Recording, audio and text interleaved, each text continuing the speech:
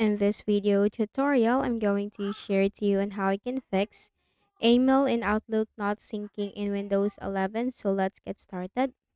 So first thing is you have to go to the Windows search bar and type ncpa.cpl under the best match. Click on that. Then you will find your network adapter. Make a right click and then select properties. Here, make sure that the Internet Protocol version 4 is selected. Okay, make sure Internet Protocol version 4 is selected.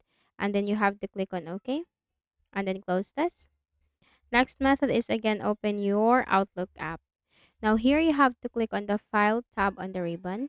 Then click on Info. And here you'll find Account Settings. Click on the drop down and click on Account Settings. Then you have to click on the account that you are having an error with, or if you're logged in with this account and you are facing the error email in Outlook not syncing, click on that. And if the repair button is not grayed out in your case, but so in my case this is grayed out, but in your case if this is not grayed out, click on the repair button.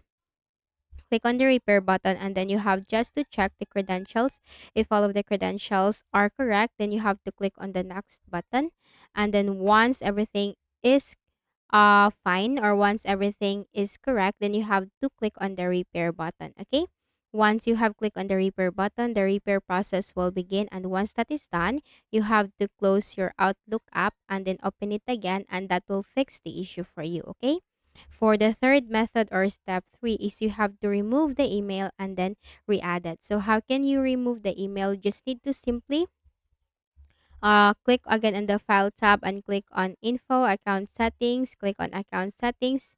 And here you have to click on the email and then click on Remove. And then once you remove it, you just need to simply re-add it to your Outlook account. So that's it. I hope this video helped you. Kindly please do not forget to hit the like button and subscribe to this YouTube channel for more tutorials like this. Thank you for watching.